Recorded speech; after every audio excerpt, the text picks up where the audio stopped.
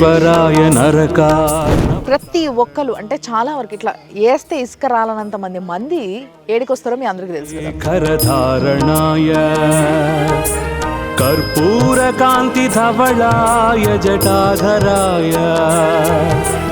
ఈ లింగాన్ని దర్శనం చేసుకోవాలంటే ప్రతి ఒక్కరికి ఎంతో అదృష్టం ఉంటే తప్పితే ఈ క్షేత్రానికి రారు.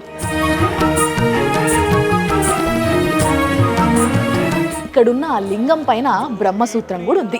రజనీ సకళాధరాయ కాలాంతకాయ భుజగాధిప కంకణాయ. నమస్తే సుమన్ టీవీ ప్రేక్షకులందరికీ వందేళ్ల ఆలయం సనాతన వైభవానికి స్వాగతం. Sponsored by Sharma gold company. Suman టీవీలో మీ పర్సనల్ అండ్ బిజినెస్ ప్రమోషన్స్ కోసం కింది నెంబర్కి కాంటాక్ట్ చేయండి. అయితే ముందుగాల చూస్తున్న మీ అందరికీ కూడా ఈ శివరాత్రి సందర్భంగా శివరాత్రి శుభాకాంక్షలు. మరి ఈ పండగ మీ అందరికీ ఎంతో మంచి చేయాలని మనస్ఫూర్తి కోరుకుంటూ మీ అందరికీ ఈరోజు ఆ శివుణ్ణి చూపిద్దామని చెప్పి నేను ఒక జాగాలకు వచ్చిన. అంటే బేసిక్గా మనకి ఈ చుట్టుపక్కల ఎన్ని శివాలయాలు ఉన్నా కానీ ఎంత వైభవం ఉన్న గుళ్ళు ఉన్నప్పటికీ ప్రతి ఒక్కరు అంటే చాలా వరకు ఇట్లా వేస్తే ఇసుక రాలనంత మంది ఏడికొస్తారో మీ అందరికీ తెలుసు కదా. అంటే మనకు హైదరాబాద్కి దగ్గర ఉన్నది కీసరగుట్ట కాబట్టి ఆ శ్రీ రామలింగేశ్వర స్వామిని దర్శనం చేసుకునేటందుకు కీసరగుట్టకి ఎంతోమంది వస్తూ ఉంటారు ఈరోజు. అందుకోసమే నేను కూడా ఇక్కడికి వచ్చి ఇక్కడ ఏర్పాట్లు ఎట్లున్నాయి, మరి ఆ శివుడి వైభవం ఏంది, అసలు పూజలు ఎట్లా జరుగుతున్నాయి, ఏం కథ, ఇక్కడ స్టోరీ అంతా కూడా అంటే చాలామందికి కీసరగుట్ట అనగానే చిన్న ఉన్నప్పటి నుంచి కూడా కీసరగుట్ట పోదాము అనగానే రెడీ అయిపోతుండే తప్పితే కీసరగుట్ట ఎట్లా వెలిసింది, దీని స్టోరీ ఏంది, ఆ చరిత్ర ఏంది ఇదంతా తెలియదు కదా. సో అదంతా కూడా నేను ఇప్పుడు చెప్పబోతున్నాను అనమాట. సో ముందు ఆ రామలింగేశ్వర స్వామిని దర్శనం చేసుకుందాము, పైకి పోదాము, ఎట్లెట్లా డెవలప్ అయింది ఈ మధ్య కీసరగుట్ట రాను వాళ్ళకి అందరి కోసం చూపిస్తా నేను. చూడండి మరి. నమః శివాయ నమః శివాయ నమః శివాయ ఓం సదా శివాయ సదా శివాయ సదా శివాయ ఓం మహేశ్వరాయ మహేశ్వరాయ మహేశ్వరాయ ఓం హరోం హరాయ హరోం హరాయ హరోం హరాయ ఓం.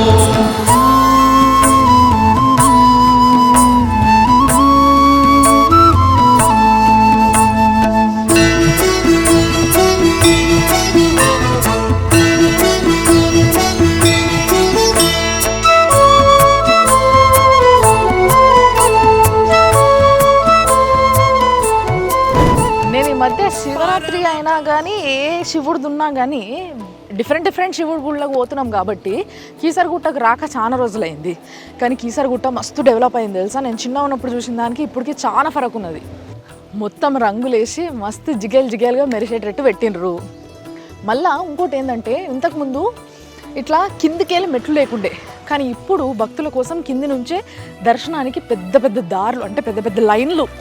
సో ఆ లైన్లలో నిలబడి అసలు గింత కూడా మెస్లనియకుండా జాగానే ఉండదు, అట్లుంటుంది అన్నట్టు. సో అందుకోసమే నేను కొంచెం ముందుకు వచ్చేసి మీకు ఈడ ఏర్పాట్లు ఎట్లున్నాయి, ఈ శివరాత్రికి మీరందరూ ఈడికి వచ్చేటట్టయితే మీరు ఎట్లా దర్శనం చేసుకోవచ్చు ఇవన్నీ ముచ్చట్లు చూపిస్తున్నాం. అయితే ఈ గుడి గురించి 17వ శతాబ్దంలోనే ఎప్పుడైతే కుతుబ్షాయి తానీషా రాజు ఉండేనో ఆయన దగ్గర మీకు అందరికీ తెలుసు కదా, ఈ స్టోరీ అంతా తెలుసు. అక్కన్న మాదన్న అని వీళ్ళిద్దరూ మహామంత్రులు ఉండేటోళ్ళు ఆ రాజు దగ్గర. ఎవరు? తానీషా రాజు దగ్గర. సో వాళ్ళు అప్పట్లోనే ఇక్కడున్న ఈ శివుడి ఆలయాన్ని దర్శనం చేసుకునేటందుకు వచ్చిర్రట. వచ్చినప్పుడు చూసి అరే ఇక్కడ శివుడు ఉన్నాడు, శివుడితో పాటు విష్ణుమూర్తి కూడా ఉంటే బాగుంటుంది కదా, సో హరిహర క్షేత్రంగా దీన్ని మారిస్తే చాలా బాగుంటుంది అని ఒక మంచి ఆలోచన వచ్చి హరిహర క్షేత్రంగా దీన్ని మార్చేది ఒక పని పెట్టుకుందామని చెప్పేసి మంచిగా వాళ్ళు సంకల్పించారంట. సో అట్లా సంకల్పించడం వల్ల వాళ్ళు తర్వాత ఏం చేశారంటే రాజుది అడ్వైస్ అడిగి ఆయన పర్మిషన్ తీసుకొని వచ్చి లక్ష్మీ నరసింహస్వామిని కూడా ఈడ ప్రతిష్ఠించారు. సో అట్లా ఇది హరిహర క్షేత్రంగా వెలిసింది అన్నట్టు ఈరోజు. అందుకోసమే ఎలాంటి స్పెషల్ పండగలున్నా ఇట్లా ముఖ్యంగా శివరాత్రి అప్పుడు కానీ లేకపోతే మాఘమాసంలా, కార్తీక మాసంలా, శ్రావణ మాసంలా ఏ మాసం అయినా సరే ఇటు విష్ణుమూర్తి అటు శివుడు ఇద్దరు ఇక్కడనే ఉన్నారు కాబట్టి వాళ్ళిద్దరిని ఈయనే దర్శనం చేసుకోవచ్చు అని చాలామంది భక్తులు వస్తూ ఉంటారు. అయితే ఇప్పుడు మీరు చూస్తున్న ఈ దారి ఉన్నది కదా, అక్కడ పాత మెట్లు ఉన్నాయి. అవి పాత మెట్లు ఎప్పటి నుంచో ఉన్నాయి గుడికి. సో వాటన్నిటికీ రంగేసిర్రు. బట్ ఇది మాత్రం కొంచెం తర్వాత కట్టిర్రు. ఈ మెట్లని తర్వాత గ్రనైట్ వేసి కట్టిర్రు. లేకుంటే ఇట్లా స్ట్రైట్గా గుడికి దారి లేకుండే, ఇట్లా మొత్తం చుట్టూ తిరిగి కొండెక్కి ఆ పైన పోయేటోళ్ళం. ఫుల్గా కోతులు ఉండేటివి. మొత్తం మీద ఈ గుట్టనెక్కి పైకి వచ్చేసిన. అయితే ఇక్కడ మొత్తం కూడా మంచిగా దారి, ఈ పైన కూడా ఎండకి జనాలు తట్టుకునేటట్టుగా కొంచెం అంతా కూడా ఇట్లా షెల్టర్ వేసిండ్రు. అండ్ ఇప్పుడు ఎట్లాగో జాతర అయితే శివరాత్రికి, అందుకోసం మొత్తం పాకలు వేసిర్రు, మొత్తం దుకాణాలు పెట్టేటందుకు అట్లా. అండ్ ఇప్పుడు ఫైనల్లీ చూసారు కదా, ఎదురుగున్న ఇట్లా గర్భగుడికి స్ట్రైట్గా బయట నిలబడ్డా నేను. మరి శివుడిని చూసే సమయం ఆసన్నమైనది, చూద్దాం పాండ్రి. అట్లనే ఈ శివుడు ఎట్లా వెలిసిండు, అసలు ఈ శివుడి యొక్క స్టోరీ ఏంది అనేది నేను చెప్తా. కీసర గుట్ట అనే పేరు ఎట్లా వచ్చిందో కూడా చెప్తా, రండి.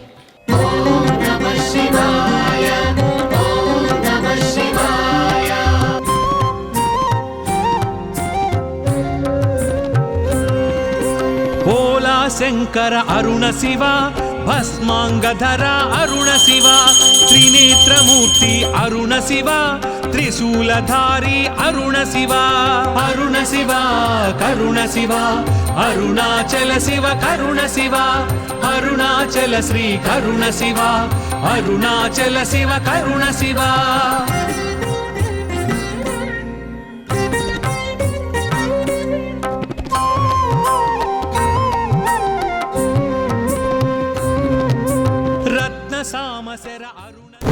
అసలు మస్తు తయారైస్తారు తెలుసా. అసలు శివరాత్రి అనగానే మస్తు పుట్లు జనం వస్తారు.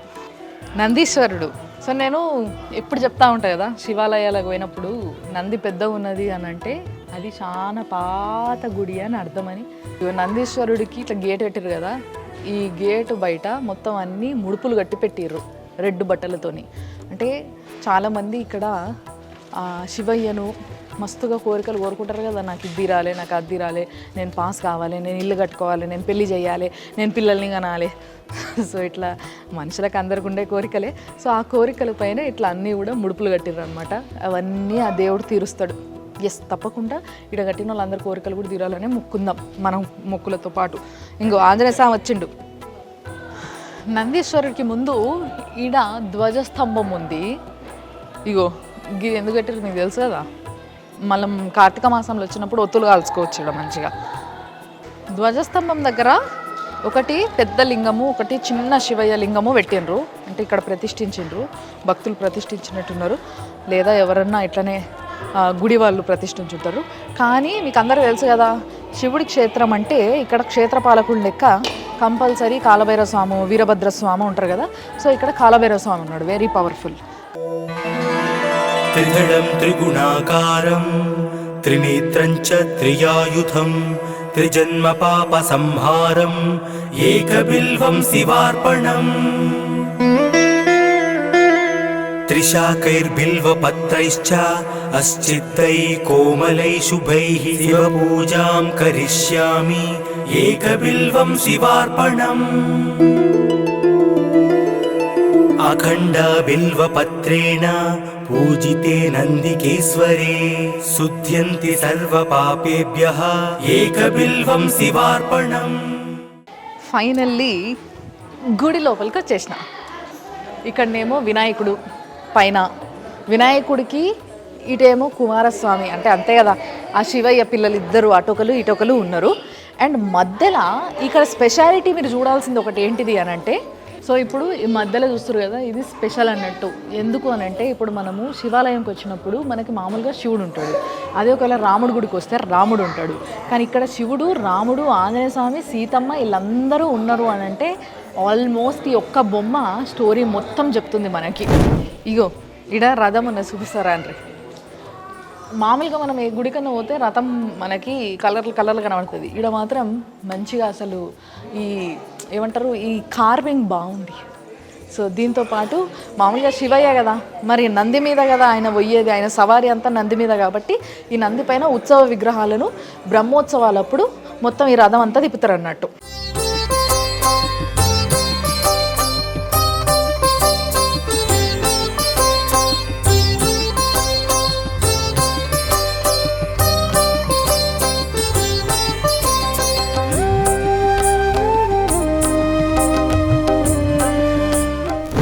మెయిన్ గుడి లోపలికి వచ్చినాము. పాత పిల్లర్స్ ఇవి తెలుసు కదా మీకు, గ్రనైట్ పిల్లర్స్. ఈ గ్రనైట్ పిల్లర్స్ ఉన్నాయంటే ఎంత పాత గుడో ఇన్ని అర్థం చేసుకోవచ్చు. సో వీటికి జర్ర పెయింటింగ్ వేసిరు అంతే. సో ఫస్ట్ ఇక్కడ లోపల రాగానే భవానీ మాత అంటే ఆ శివయ్య భార్య. సో భవానీ మాత ఉన్నది, మొక్కుందాం. కొంచెం ముందుకు రాగానే ఆ గర్భగుడికి బయట జస్ట్ లెఫ్ట్ సైడ్లో వినాయకుడు ఉన్నాడు, పెద్ద ఉన్నది వినాయకుడు విగ్రహం కూడా. ఆయన ఆంజనేయ స్వామి కూడా ఉన్నాడు. సో ఇప్పుడు మెయిన్ గర్భగుడిలో ఉన్న లింగాన్ని చూస్తున్నారు కదా మీరు. ఈ లింగం కూడా బ్రహ్మసూత్రం ఉన్న లింగం అన్నట్టు. చాలామంది పెద్దలు చెప్తా ఉంటారు, బ్రహ్మసూత్రం ఉన్న లింగాన్ని దర్శనం చేసుకుంటే అంటే ఒక్కసారి దర్శనం ఒక 10,000 దర్శనాలతో సమానం అని చెప్పి. సో అంత గొప్ప క్షేత్రం ఈ కీసరగుట్టలో ఉన్న రామలింగేశ్వర స్వామి క్షేత్రం. ఇక్కడ ఉన్న నందీశ్వరుడు అంటే గర్భగుడికి ఎదురుగా ఉన్న ఈ నందీశ్వరుడికి మంచిగా వెండి ఏమంటారు కవచాల్లాగా వేసిరు, తొడిగిచ్చిర్రు అన్నట్టు. సో ఇక్కడ నందీశ్వరుడికి అందరూ చెవుల కోరికలు చెప్పుకుంటారు అన్నట్టు. నేను కూడా నా కోరిక చెప్పుకుంటా, మీ అందరి కోరికలు కూడా తీరాలని చెప్తా. ప్రభుం ప్రాణనాథం విభుం విశ్వనాథం జగన్నాథనాథం సదానందభాజం. ప్రభుం ప్రాణనాథం విభుం విశ్వనాథం జగన్నాథనాథం సదానందభాజం. భవద్భవ్యభూతేశ్వరం భూతనాథం శివం శంకరం శంభుమీశానమీడే.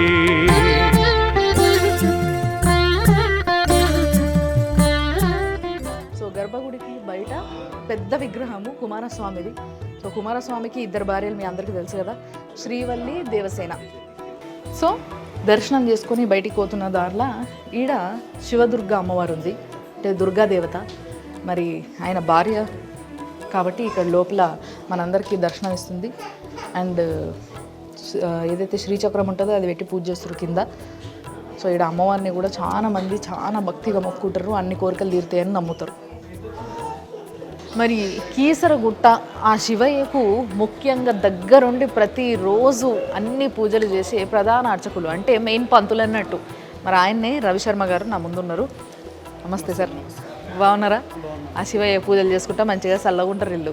సో మరి ఆ శివయ్యకి ముఖ్యంగా ఈ శివరాత్రి అప్పుడు కానీ అంటే బ్రహ్మోత్సవాలు లేకపోతే కార్తీక మాసంలో కానీ ఇట్లా పూజలు స్పెషల్ పూజలు చేస్తారు కదా, అట్లా ఏమేమి పూజలు చేస్తారు, ఎట్లా జనాలు వస్తారు, ఇక్కడ జరిగే స్పెషల్ పూజలు ఏంటి స్వామి? ఇక్కడ మనకు ప్రతి సంవత్సరం కూడా మాఘ మాసంలో వచ్చినటువంటి మహాశివరాత్రి అత్యంత వైభవపేతంగా 6 రోజులు జాతర బ్రహ్మాండంగా పెద్ద ఎత్తున జరుగుతుంది. మనం తర్వాత కూడా మనకు కార్తీక మాసము, శ్రావణ మాసము, మరి దేవి నవరాత్రులు కూడా మనకు విశేషంగా జరుగుతాయి. ఇక్కడ స్వామివారి దగ్గర అమ్మవార్లు భవానీ, శివదుర్గ 2 అమ్మవారు ఉన్నారు.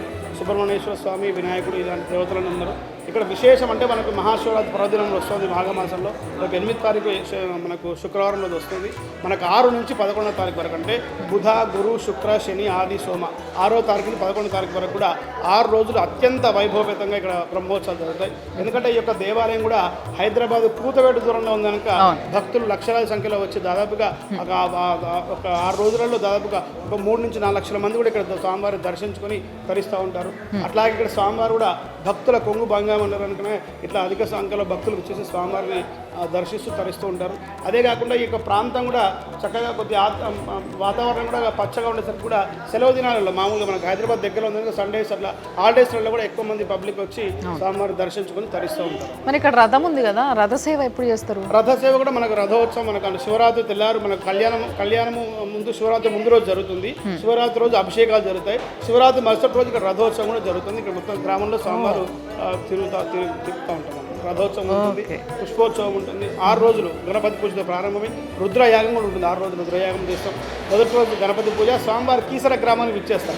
మళ్ళీ 2వ రోజు మనం అదే స్వామివారి పైకి వచ్చి మనం ఎదుర్కొని ఆ రోజు రాత్రి మనం అమ్మాయిని ఎదుర్కొంటాం. వాళ్ళ స్వామివారిని అల్లుడు గారిని ఎదుర్కొన్నట్టుగా స్వామివారిని మనం వేద మంత్రాలతో భాజాపదంతో ఎదుర్కొని ఆ ముందు రోజు శివరాత్రి ముందు రోజు రాత్రి మనం కళ్యాణం జరిపిస్తాం. అంటే ఇప్పుడు గురువారం నాడు జరిపిస్తాం.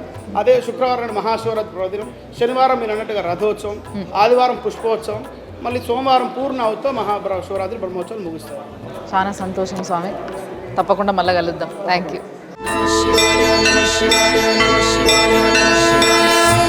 సాంబ శివ సుందరాయ నమః, సాంబ శివ సద్గుణాయ నమః, సాంబ శివ నిర్మలాయ నమః సాంబ శివ ఆత్మరూప నమః సాంబ శివ సకల లోక శరణ సాంబ శివ సర్వ పాప.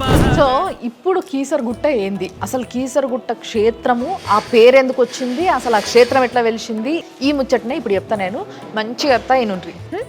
సో యాక్చువల్గా మనం గుళ్ళో గమనించం కానీ వస్తాం, దర్శనం చేసుకుంటాం, మనం దేవుడు ధ్యాసలనే ఉంటాం, వెళ్ళిపోతాం టక్కున.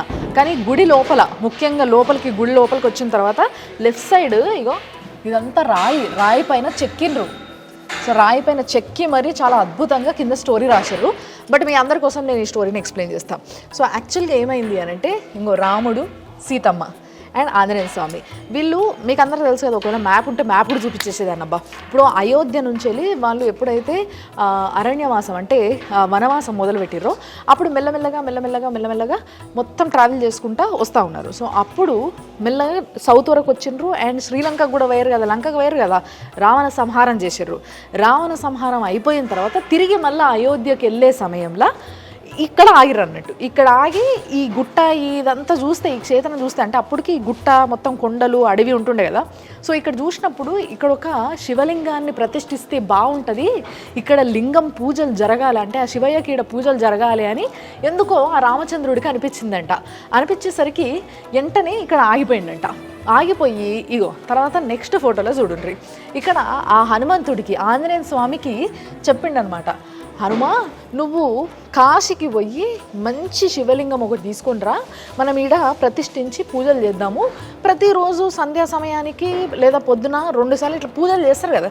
సో రాముడు కూడా అట్లా పూజ చేసేటోడు కాబట్టి నా కోసం ఒక లింగాన్ని తీసుకురా, నేను ఇక్కడ ప్రతిష్ఠిస్తా, కాశీకు అని చెప్పి కాశీకు పంపించిండంట ఆంజనేయ స్వామికి. అదే చెప్తున్నాడు అనమాట ఇక్కడ.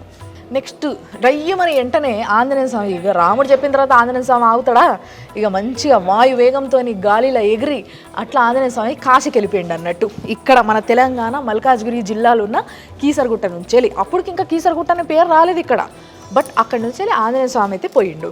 తర్వాత ఆంజనేయ స్వామి పోయిన తర్వాత ఇగో ఇది కాశీనగరం, మీకు తెలుసు కదా కాశీలో గిట్టనే ఉంటాయి గుళ్ళు గోపురాలు. సో ఇది కాశీనగరం అన్నట్టు.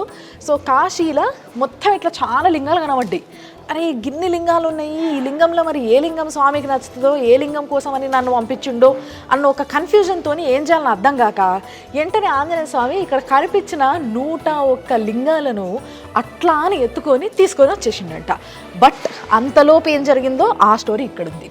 ఏంది అని అంటే, ఇప్పుడు సంధ్యావందనం చేసుకోవాలంటే సాయంత్రం టైంకి పూజ చేయాలి.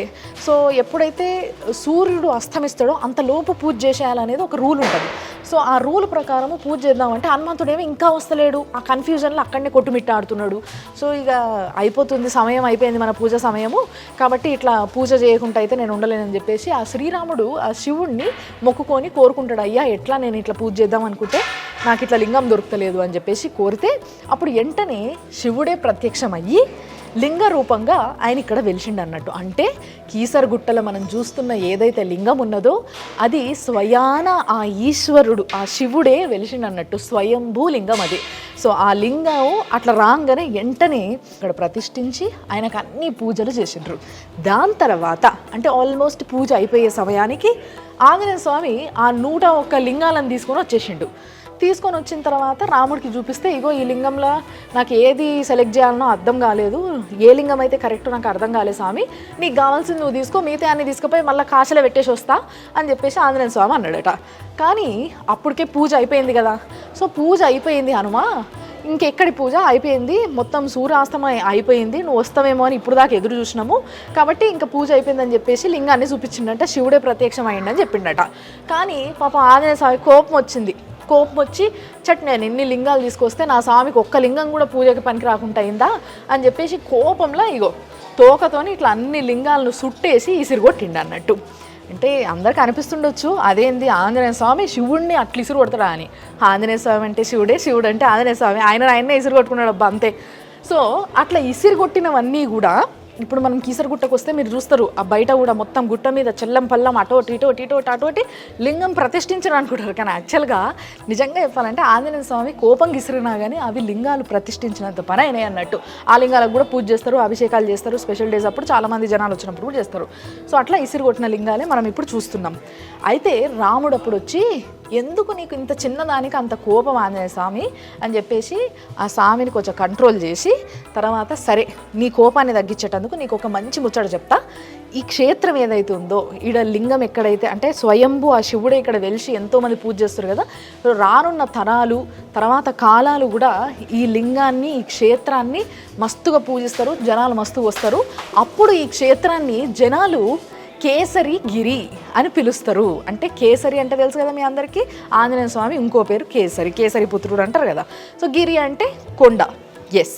సో కేసరి గిరి అనే పేరు అట్లా వచ్చింది. కానీ వాడుక భాషలో రానున్న రోజులలో మెల్లమెల్లగా అది కీసరి గుట్ట అయిపోయింది అన్నట్టు మనకి తగ్గట్టుగా చెప్పుకున్నాం. దాని తర్వాత ఆయన కోపం సల్లారి ఆ శివుడిని ఇట్లా మొక్కి సో ఆయన కూడా శివుడి దర్శనం చేసుకొని ఇక్కడి నుంచి అయోధ్యకి బయలుదేరిండ్రు రాముడు, సీత అండ్ ఆంజనేయ స్వామి కూడా. సో అది ముచ్చట. అందుకోసమే ఇక్కడున్న ఆ లింగం పైన బ్రహ్మసూత్రం కూడా ఉంది. సో మీ అందరికీ ఈ లింగాన్ని దర్శనం చేసుకోవాలంటే ప్రతి ఒక్కరికి ఎంతో అదృష్టం ఉంటే తప్పితే ఈ క్షేత్రానికి రారు. కాబట్టి ప్రతి ఒక్కరూ ఈ శివరాత్రి అయినా శివరాత్రి తర్వాత అయినా సరే, ఎందుకంటే శివరాత్రికి మస్తుగా జనాలు ఉంటారు, శివరాత్రి తర్వాత అయినా సరే మీరు అందరూ వచ్చి తప్పకుండా కీసరి గుట్టలున్న అదే కేసరి గిరిలున్న ఈ శివయ్యను దర్శనం చేసుకోవాలని నేను కూడా మనస్ఫూర్తిగా కోరుకుంటున్నా. ఆ శివయ్య ఆశీస్సులు అందరి మీద మస్తుగా ఉండాలని మనస్ఫూర్తిగా కోరుకుంటున్నా.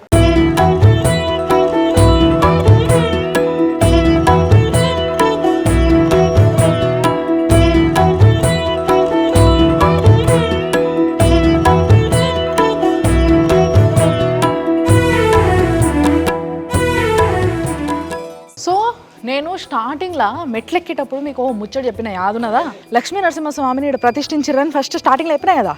ఆ లక్ష్మీ నరసింహస్వామి దర్శనం చేసుకుందాం ఇప్పుడు.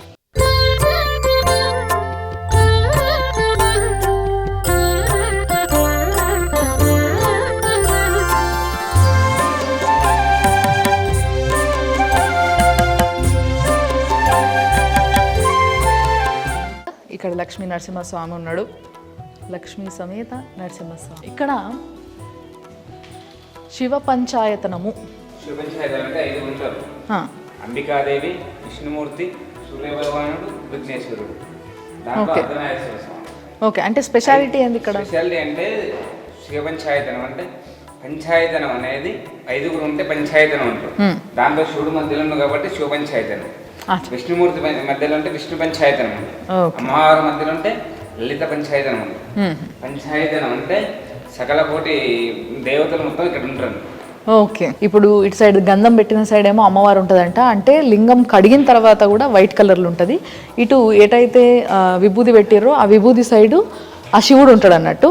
అంటే అది బ్లాక్ ఉంటుంది అన్నట్టు. లింగం సగం హాఫ్ అన్నట్టు ఇట్లా బ్లాక్ అండ్ వైట్ ఉంటుంది మొత్తము. ఇప్పుడు ఆడ కనిపిస్తున్న ఆ బొట్టు, ఆ విభూది, గంధము రెండు మొత్తం కడిగేసిన తర్వాత కూడా గిట్లా ఇది అమ్మవారు అన్నట్టు. అందుకోసమే తెల్లగా ఉన్నది. ఇటు అయ్యవారు అన్నట్టు నల్లగా ఉన్నాడు, అర్ధనారీశ్వరులు. సో ఇక్కడ రాముడు, సీత, లక్ష్మణుడు, ఎదురుగా ఆంజనేయ స్వామి, అంతే కదా. రామలింగేశ్వర స్వామి దేవాలయం ఈరోజు ఈడికి వచ్చి మనం మొక్కుంటున్నాము. ఆ శివుణ్ణే అడిగి పిలిచి ఈడ ప్రతిష్ఠించిండు అని అంటే ఆ రామచంద్రుడే కదా. మరి ఆయనను కూడా ఇక్కడ మనం పూజించాలి కదా. అందుకోసమే ఆయనను కూడా ఇక్కడ ప్రతిష్ఠించారు.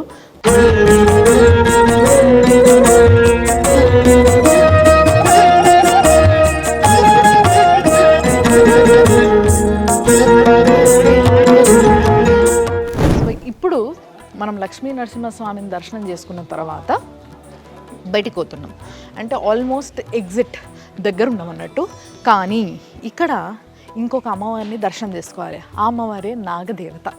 ఎస్, చాలామందికి పిల్లలు లేని వాళ్ళకి, పెళ్ళిళ్ళు కాని వాళ్ళకి, ఏమన్నా నాగదోషాలు ఉన్నోళ్ళకి, అంటే కాలసర్ప దోషాలు ఇలాంటివి ఉన్నోళ్ళకి నాగ ప్రతిష్టలు ఇక్కడ చేపిస్తారంట. అండ్ నాగదేవత గుడి కాబట్టి పైన కూడా ఇట్లా పుట్ట లెక్క కట్టిర్రు. అంటే ఆకారము గోపురం అనేది అట్లా కట్టిర్రు. ఇక్కడ అమ్మవారు నాగదేవతను దర్శనం చేసుకుందాం రండి. నాగదేవత చూసారు కదా, ఈడ ఒక పాము సంచరిస్తూ ఉంటుందంట. అండ్ ఈ పుట్ట కూడా ఇప్పటి పుట్ట కాదు, ఇది ఏదో కాలం నాటి పుట్ట, చాలా పెద్దగా ఉంది. చాలామంది వచ్చి పూజలు చేస్తూ ఉంటారు. అండ్ అమ్మవారిని ఇక్కడ అంటే నాగదేవతని కూడా ప్రతిష్ఠిస్తూ ఉంటారు. ఎవరికన్నా పెద్ద పెద్ద నాగ ప్రతిష్ఠ అంటే అవసరమైన వాళ్ళు జాతకపరంగా ఎవరికన్నా నాగ ప్రతిష్టలు అవసరం ఉంటుందో పిల్లల కోసం పెళ్ళిళ్ళ కోసము లేకుంటే ఏమైనా దోషాలు ఉన్న వాళ్ళు కూడా ఇక్కడ ప్రతిష్ఠింప చేయించుకుంటారు అన్నట్టు. సాంబ శివ సుందరాయ నమః, సాంబ శివ సద్గుణాయ నమః, సాంబ శివ నిర్మలాయ నమః, సాంబ శివ ఆత్మరూప నమః, సాంబ శివ సకల లోక శరణ, సాంబ శివ సర్వ పాపహరణ. సో ఈ గుట్ట అట్లా ఆల్రెడీ ఫస్ట్ నుంచి ఉన్న గుట్ట, ఇదేమి కట్టిన గుట్ట కాదు, ఏం కాదు. సో ఆ గుట్ట మీద ఆంజనేయ స్వామి కోపం వచ్చి శివలింగాలన్నీ ఇసురుగొట్టిండని మనం అక్కడ స్టోరీలు చెప్పుకున్నాం కదా. ఇవే అన్ని లింగాలు మొత్తం కలిపి 101 లింగాలు. ఇవన్నీ కూడా స్వయంగా ఆంజనేయ స్వామి ఆయన చేయితోని ఆయన కాశీనగరం నుంచి తీసుకొచ్చిన లింగాలు. సో ఆంజనేయ స్వామి ప్రతిష్ఠించిన లింగాలని చెప్పుకోవచ్చు. ఆంజనేయ స్వామి ప్రతిష్ఠించిన లింగాలు ఇక్కడ, ఆ శ్రీరామచంద్రుడు ప్రతిష్ఠించిన లింగం లోపల గర్భగుళ్ళ. సో లింగాలు చూసారు కదా, ఇక్కడ ఒక లింగం ఉన్నది. ఇదే కాకుండా గుట్ట అటువైపు కూడా చూడాలి మీరు. సో ఇక్కడ అని చెప్పలేకుండా గుట్ట నిండా లింగాలే. ఇవన్నీ ఆంజనేయ స్వామి ఆయన చేతులతోని పట్టుకొని తెచ్చిన లింగం కాబట్టి నేను కూడా ఫీల్ అవుతున్నా. సో ఇట్లా మొత్తం గుట్ట నిండా లింగాలు ఉన్నాయి. అండ్ ఊరు మొత్తం కనబడుతుంది చూడండి. మంచి ఎంత అందంగా ప్రశాంతంగా హాయిగా ఉందో అసలు. చల్లటి గాలి, పచ్చదనము, మంచి హాయి ప్రశాంతంగా.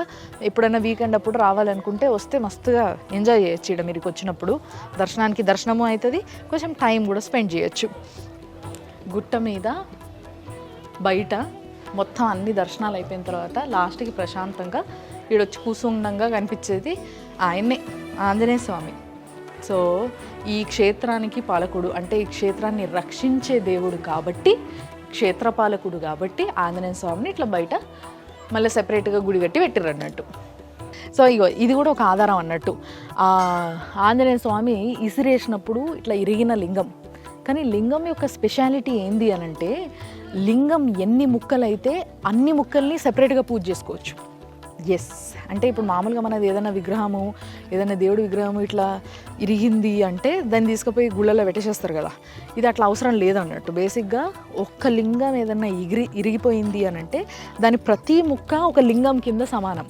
సో ప్రతి ముక్కకి పూజ చేసుకోవచ్చు, ప్రతి ముక్కకి అభిషేకం చేసుకోవచ్చు. అదే లింగం స్పెషాలిటీ.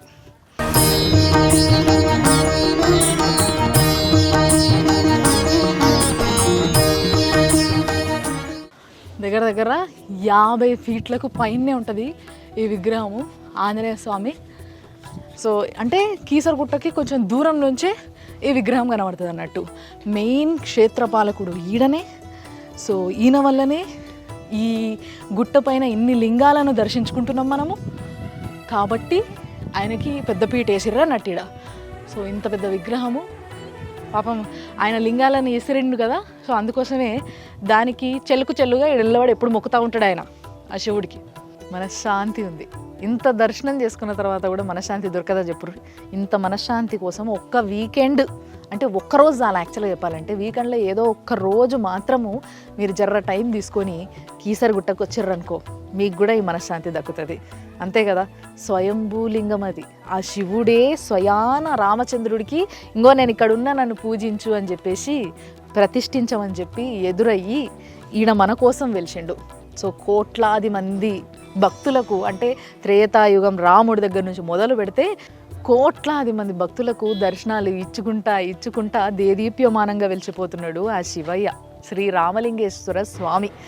ఎస్, సో మరి ఇది ఈ వారం మన శివరాత్రి స్పెషల్ 100 ఏళ్ల ఆలయం సనాతన వైభవం. చూసిండ్రు కదా, మళ్ళీ ఒక ఎపిసోడ్తోని తప్పకుండా కలుస్తే మీరు చూస్తూనే ఉండండి మన సుమన్ టీవీలా 100 ఏళ్ల ఆలయం సనాతన వైభవం, sponsored by Sharma gold company.